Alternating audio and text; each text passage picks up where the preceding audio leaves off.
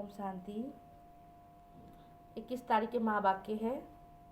बाबा ने कहा, मीठे बच्चे, ये संगम युग पुरुषोत्तम बनने का शुभ समय है, क्योंकि इसी समय बाप तुम्हें नर से नारायण बनने की पढ़ाई पढ़ाते हैं। प्रश्न है, तुम बच्चों के पास ऐसी कौन सी नॉलेज है जिसके कारण तुम किसी भी हालत में रो नहीं सकते हो? उत्तर है, तुम्हारे पास बने बनाए ड्रामा की नॉलेज है कि बनी बनाई बन रही, अब कुछ बननी नहीं। तुम जानते हो इसमें हर आत्मा का अपना पार्ट है। बाप हमें सुख का वर्षा दे रहे हैं, हम रो कैसे सकते हैं? परवाह थी पार ब्रह्म रहने वाले की, जब वही मिल गया बाकी क्या चाहिए। बख्तावर बच्चे कभी रो नहीं सकते हैं। ओम शांति। रूहानी बाप बैठ रूहानी बच्चों को समझाते। एक बात समझाते, चित्रों में भी ऐसे लिखना, त्रिमूर्ति से बाबा बच्चों प्रति समझाते हैं। तुम किसको भी समझाते हो तो तुम आत्मा कहेंगे। शिव बाबा ऐसे कहते हैं। बाप कहेंगे, बाबा तुमको समझाते हैं। यहाँ मनुष्य मनुष्य को नहीं समझाते, लेकिन परमात्मा अपनी आत्मा यानी हम बच्चों को समझाते हैं। आत्मा समझाती है। ज्ञान सागर से बाबा ही है, वह रूहानी बाप है हमारा। कौन सा बाप है? रूहानी बाप है। इस समय रूहानी बच्चों को रूहानी बाप से वर्षा मिलता है। जिस्मानी अहंकार यहाँ छोड़ना पड़ता है। कर्म भी भल करो, धंधा धोड़ी आदि भल चलाते रहो। बाकी जितना समय मिले अपने को आत्मा समझ बाप को याद करेंगे तो विकर्म विनाश होंगे। तुम जानते हो शिव बाबा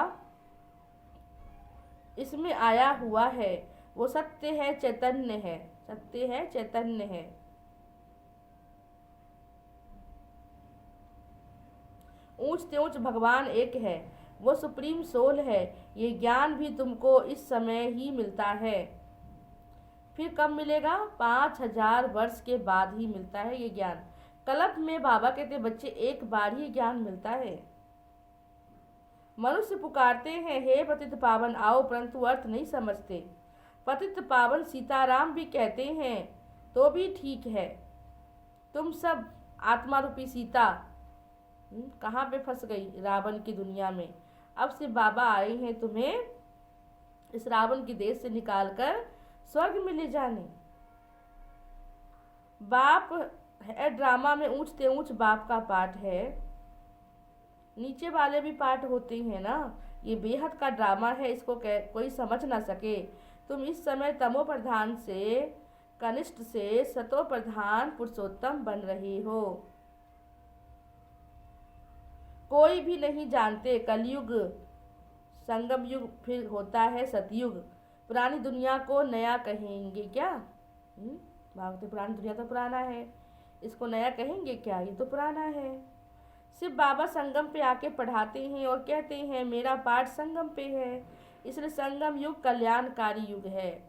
4 युगों में जितना कल्याण नहीं होता है, जितना कल्याण हमारा इस युग में होता है, संगम युग। आदि सनातन देवी देवता धर्म स्थापन करते हैं। बाप कहते हैं मैं यह धर्म स्थापन करता हूँ, इसके लिए पवित्र जरूर बनना पड़ेगा।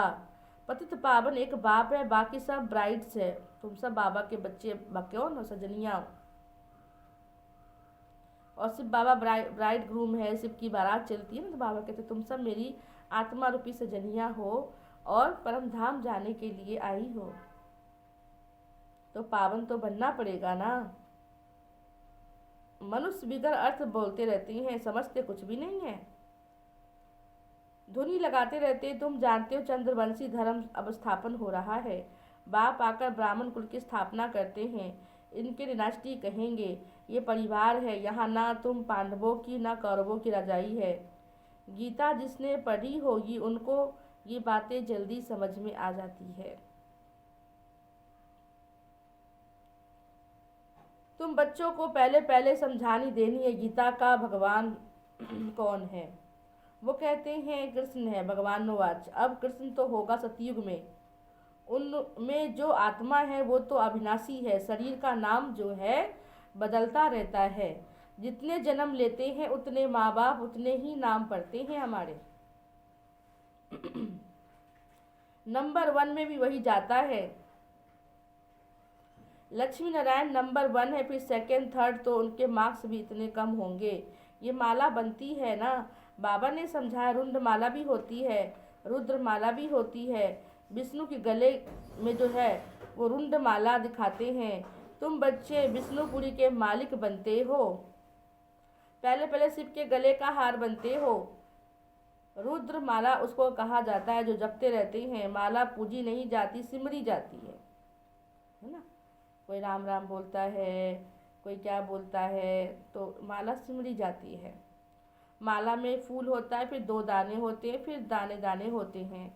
तो फूल जो है वो शिव बाबा है, 2 दाने जो है वो ब्रह्मा सरस्वती है, और सब दाने जो बाबा के बच्चे जो जैसा भगवान के कार्य में मददगार बनते हैं उनका नाम सिमरन होता है। तो माला फेरते रहते हैं, पिछाड़ी में फूल को माथा टेकते हैं। शिव बाबा फूल है जो पुनर्जन्म में नहीं आते, इनमें प्रवेश करते हैं, वही तुमको समझाते। इनकी आत्मा तो अपनी है, वो अपना शरीर निर्वाह करते हैं। उनका काम है सिर्फ ज्ञान देना। जैसे कोई भी स्त्री व बाप आदि जाता है तो उनकी आत्मा को ब्राह्मण के तन में बुलाते थे पहले के लोग, और बुला के फिर पूछते थे भाई वो आत्मा संतुष्ट है, ठीक ठाक है, उसकी कोई इच्छा तो नहीं है, तो वो पूरी करवाते थे। वो कोई शरीर छोड़कर तो नहीं आती है ना, वो तो बाबा कहते एक चमत्कार है, वो कोई शरीर छोड़कर तो नहीं आती है। ये भी ड्रामा में पहले से नूंद है। ये सब भक्ति मार्ग में है। वो आत्मा गई, जाकर दूसरा शरीर लिया।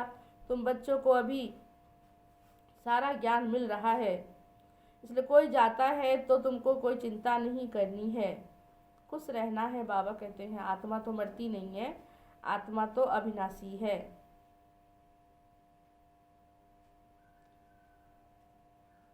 तो एक बहन ने शरीर छोड़ा, शांता बहन का मिसाल। बच्ची ने जाकर उसको समझाया, तुम रोते क्यों हो? उसने तो दूसरा शरीर ले लिया, रोने से तो कोई लौट के नहीं आता ना, लौट के आए तो रो लो। तो बाबा ने कहा तुम तो बाबा के बच्चे बख्तावर हो, तुम रो नहीं सकते हो, तुम्हारा रोना बंद कराने तो भगवान आया है। तो रोना बंद करो, झूठे ब्राह्मण भी नहीं खिलाओ। हम सब ब्राह्मणों को ले आते हैं, फिर ज्ञान सुनने लग जाते हैं। समझते हैं ये बात तो ठीक बोलते हैं, ज्ञान सुनते सुनते शांत हो जाते हैं। 7 दिन के लिए कोई भागवत आदि रखते हैं तो भी मनुष्य के दुख दूर हो जाते हैं, है ना। तो 7 डेज का कोर्स करा दिया जिसको, उसके सारे दुख तो वैसे ही दूर हो जाते हैं। बना बनाया ड्रामा है, हर एक को अपना पार्ट बजाना है, कोई भी हालत में रोना नहीं है। बेहद का बाप टीचर गुरु मिला है जिसके लिए तुम इतना धक्का खाते रहते हो।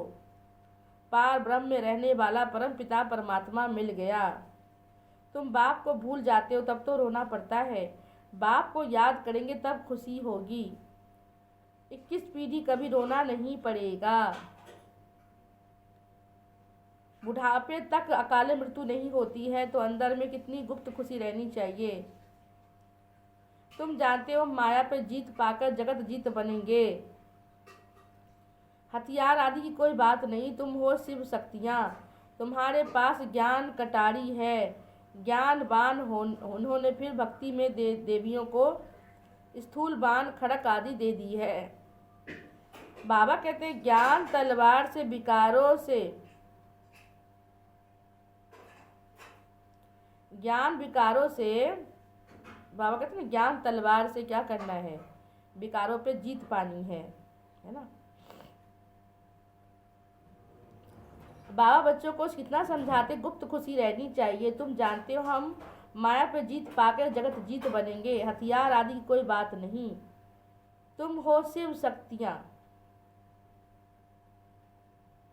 तुम अभी बाबा की सारे समझते हो।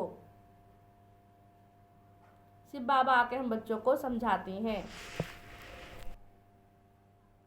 तो बाबा ने कहा, तुम जानते हो माया पर जीत पाके जगदीश बनेंगे।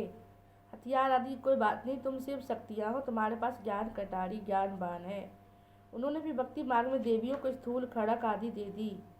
विकारों पर जीत पानी है, बाकी देवियों कोई हिंसक थोड़ी ना होती है। ये सब भक्ति मार्ग है।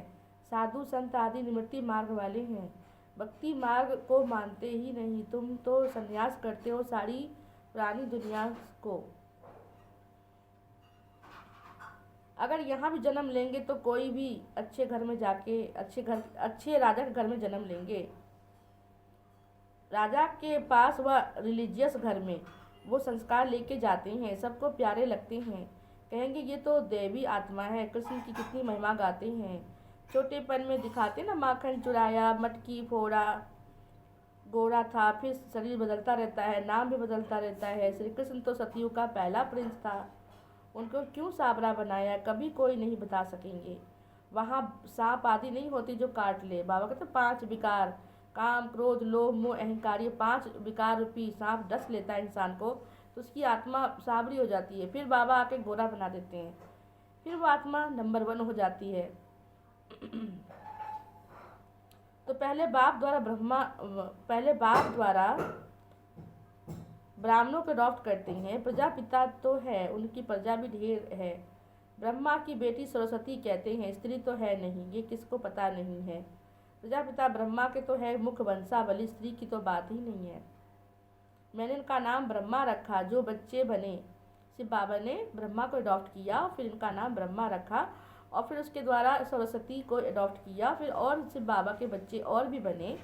ब्रह्मा के द्वारा ब्राह्मण बच्चे तो ब्रह्मा कुमार कुमारी कहलाते हैं। बच्चे माया पर जीत पाते हो तो उसको कहते हैं माया जीत। हार और जीत का खेल है। बाबा कितना सस्ता सौदा कराते हैं, फिर भी माया तुमको हरा देती है तो भाग जाते हैं। 5 विकार रूपी माया हराती है। जिनमें 5 विकार है उनको आश्रित संप्रदाय कहा जाता है। मंदिर में देवियों के आगे जाकर महिमा गाते हैं। आप सर्वगुण संपन्न, 16 कला संपूर्ण, मर्यादा पुरुषोत्तम। बाप तुम बच्चों को समझाते हैं, तुम ही पूज्य देवता थे, फिर 63 जन्म पुजारी बने, अब फिर पुजारी बनते हो। बाप पूज्य बनाते हैं, रावण पुजारी बनाता है। ये बातें कोई शास्त्रों में तो है नहीं। वो तो कहते ज्ञान का सागर वर्ल्ड ऑलमाइटी अथॉरिटी है। ऑलमाइटी यानी सर्वशक्तिवान। बाबा कहते सभी वेद शास्त्रों आदि को जानता हूँ। ये सब भक्ति मार्ग की सामग्री है। मैं इन सब बातों को जानता हूँ। द्वापर से तुम पुजारी बनते हो। द्वापर में हम पुजारी बन जाते हैं, फिर पूजा करते हैं। सतयुग त्रेता में पूज्य होते हैं, द्वापर कलयुग में फिर हमारी कला शक्तियाँ कम हो जाती है तो पूज्य से पुजारी बन जाते हो। फिर शिव बाबा की पूजा करते हैं, उनको बुलाते हैं, हे भगवान हमारी इच्छाएं पूरी करो, हमारी शक्ति दो, है ना। जो भी हमें कमी रहती है फिर भगवान से हम मांगते हैं। सतयुग त्रेता में पूजा होती नहीं, वो पूज्य घराना है, फिर होता है पुजारी घराना। इस समय सब पुजारी है, ये बातें कोई मालूम नहीं। बाबा आकर 84 जन्मों की कहानी बच्चों को सुनाते हैं।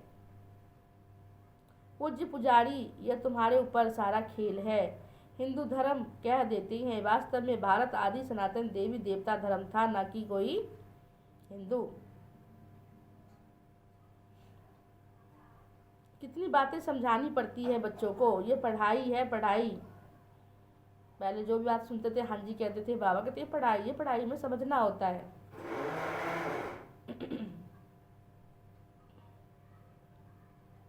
तो पूरा हो ना सके अंत तक तुमको ज्ञान सुनाता हूँ, तुम इनका किताब कितना बनाते हो।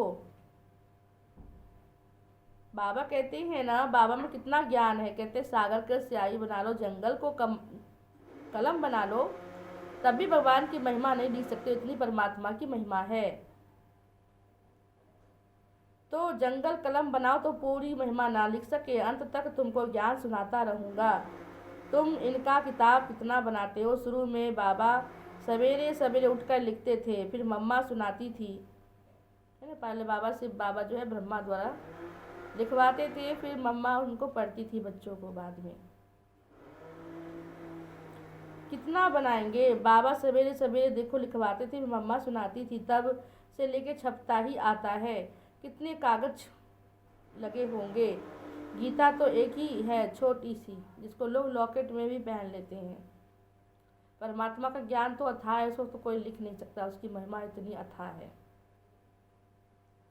गीता तो एक ही है, इतनी छोटी सी गीता के लॉकेट बनाते हैं। गीता का बहुत प्रभाव है, परंतु गीता ज्ञानदाता को ही भूल गए, है ना। परमात्मा आकर जो सत्य ज्ञान सुनाते हैं, उस परमात्मा को ही आज इंसान भूल चुका है। तभी तो कहता, देख तेरे संसार की हालत क्या हो गई भगवान, कितना बदल गया इंसान। धरती न बदला, चांद न बदला, बदल गया इंसान। अब इंसान को बदलने के लिए परमात्मा को ही धरती पे आना पड़ता है। अच्छा, मीठे मीठे सिकलधे बच्चों प्रति मात पिता बाप दादा का याद प्यार और गुड मॉर्निंग। रूहानी बाप की रूहानी बच्चों को नमस्ते, रूहानी बच्चों की रूहानी बाप को नमस्ते नमस्ते नमस्ते। धारणा के लिए मुख्य सार। फर्स्ट पॉइंट है, ज्ञान तलवार से विकारों को जीतना है। ज्ञान तलवार से विकारों को जीतना है, ज्ञान के संस्कार भरने हैं। पुरानी दुनिया और पुराने शरीर का संन्यास करना है। पुरानी दुनिया पुराने शरीर का संन्यास करना है। दूसरा है, भाग्यवान बनने की खुशी में रहना है। भाग्यवान बनने की खुशी में रहना है। किसी भी बात की चिंता नहीं करनी है। कोई शरीर छोड़ देता है तो भी दुख के आंसू बाबा के तो नहीं होने चाहिए। आत्मा तो एक चूल्हा छोड़ के दूसरा जाकर लेती है। वरदान है, ताज और तख्त को सदा कायम रखने वाले निरंतर स्वतः योगी भव। ताज और तख्त को सदा कायम रखने वाले निरंतर स्वतः योगी भव। वर्तमान समय वर्तमान समय बाप द्वारा सभी बच्चों को ताज और तख्त मिलता है। अभी का ये ताज व तख्त अनेक जन्मों के लिए ताज और तख्त प्राप्त कराता है। विश्व कल्याण की जिम्मेवारी, विश्व कल्याण की जिम्मेवारी किस पे है? हम बच्चों पे है। विश्व कल्याण की जिम्मेवारी का ताज बाप दादा का दिल तख्त पर सदा कायम रहे। बाप दादा का दिल तख्त सदा कायम रहे तो निरंतर स्वतः योगी बन जाएंगे। उन्हें किसी भी प्रकार की मेहनत करने की बात नहीं, क्योंकि एक तो संबंध समीप का है भगवान के साथ हमारा, दूसरा उनसे हमें प्राप्ति अखुट होता है। दूसरा प्राप्ति अखुट है, जहाँ प्राप्ति होती है वहाँ स्वतः याद रहती है ना। जहाँ प्राप्ति होती है वहाँ स्वतः याद होती है ना। जिससे हमें कुछ मिलता है उसको हम हमेशा याद रखते हैं, है ना। स्लोगन है, प्लेन बुद्धि, प्लेन बुद्धि से प्लान करो। बिल्कुल साफ बुद्धि भाग तो बिल्कुल प्लेन, जैसे कहते हैं ना, बिल्कुल प्लेन जो सीधा होना चाहिए। प्लेन बुद्धि से प्लान को प्रैक्टिकल में लाओ तो सफलता समाई हुई है। प्लेन बुद्धि से प्लान को प्रैक्टिकल में लाओ तो सफलता समाई हुई है। बिल्कुल साफ बुद्धि रखना है, प्लेन। अच्छा, ओम शांति।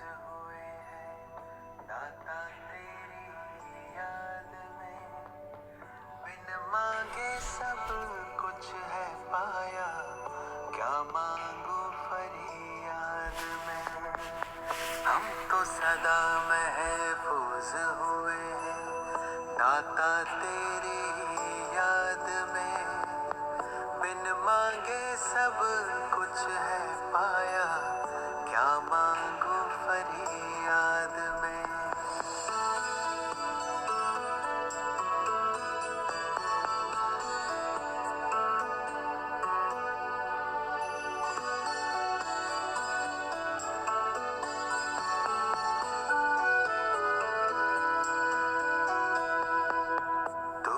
समझता दिल को हमारे, करता मेरी हिफाजत है, तुझ पर ही तो हक है सारे, तू ही मेरी ताकत है।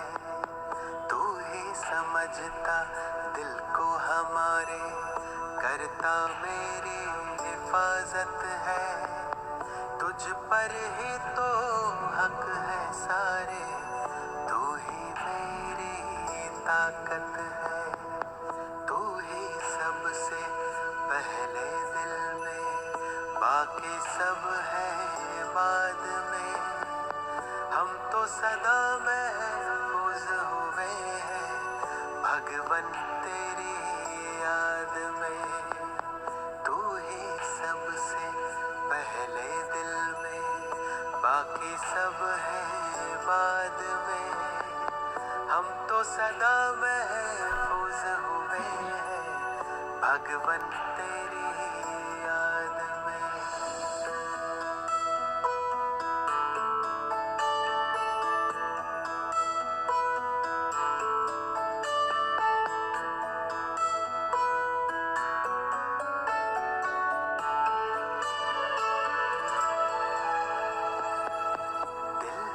गाता तू वो गजल है, तू ही भरता मुझ में बल है, तुझसे मुकम्मल मेरी सांसें, तू ही जीवन सबका तराशे। दिल जो गाता तू वो गजल है, तू ही भरता मुझ में बल है, तुझसे मुकम्मल मेरी सांसें, तू ही जीवन सबका तराशे। तुमने दी है हर एक खूबी मुझको आशीर्वाद में, हम तो सदा महफूज हुए हैं साहिब तेरी याद में।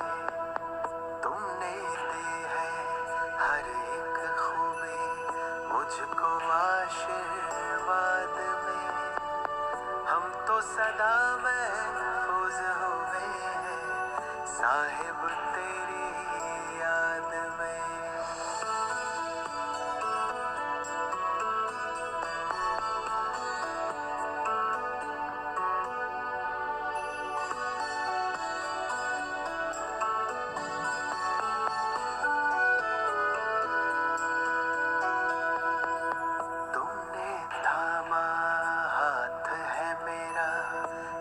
बदलते दौर में तू ही मेरे मन का सुकून है, दुनिया के इस शोर में तुमने थामा हाथ है मेरा, इस बदलते दौर में तू ही मेरे मन का सुकून है, दुनिया के इस शोर में। पाए हैं तुमसे सभी खजाने मैंने